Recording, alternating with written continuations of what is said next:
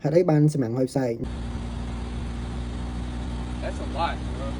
trong nhom nông vậy cái tông thiên bản năng chân support cho mày tìm mối mang đại dương lên chưa pay full system ấy đừng tầm miền sai nhảy tam bảo phê lan đó nhà đại học sai thế ở lan là trên sai thành cái cứ chỉ lan chia bay giỏi lan chia bay giỏi nó bây giờ đôi xem mạng liêm mình tha lên full rồi lên half full rồi thì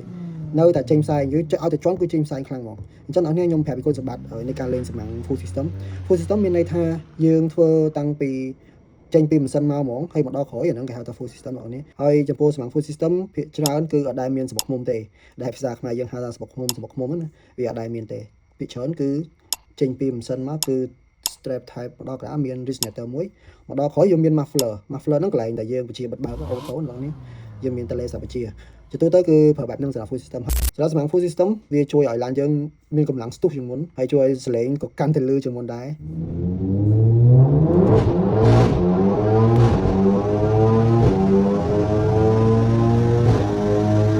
ទៅគឺជួយឲ្យម៉ាស៊ីនឡានយើងវាអាចនិយាយថាជាភាសាធម្មតាគឺវារដាស់លឿនតែម្ដងគឺវាម៉ាស៊ីនវារត់ធូរតែម្ដងបងប្អូនហើយជាពិសេសបើសិនជាអ្នកទាំងអស់គ្នាប្រើជាមួយនឹង stainless steel ឬក៏ titanium អាហ្នឹងធ្វើឲ្យឡានយើងកាន់តែដកទម្ងន់តិចមានន័យថាឡានយើងស្រាលជាងមុនបន្ថែមទៀតចឹងធ្វើឲ្យឡានយើងវាកាន់តែស្ទុះមែនទែនអញ្ចឹងត្រឡប់មកវិញចំពោះការលេងសម្រាប់ full system ដឹងតែមានផ្សាយអ្នកទាំងអស់គ្នាបាច់ឆ្ងល់ច្រើនទេគាត់ថាមានដោយពេលទាំងអស់គ្នាអានេះខ្ញុំនិយាយចំពោះឡានមួយចំនួនណាអូខេអ្នកទាំងអស់គ្នាជួបគ្នាវីដេអូក្រោយ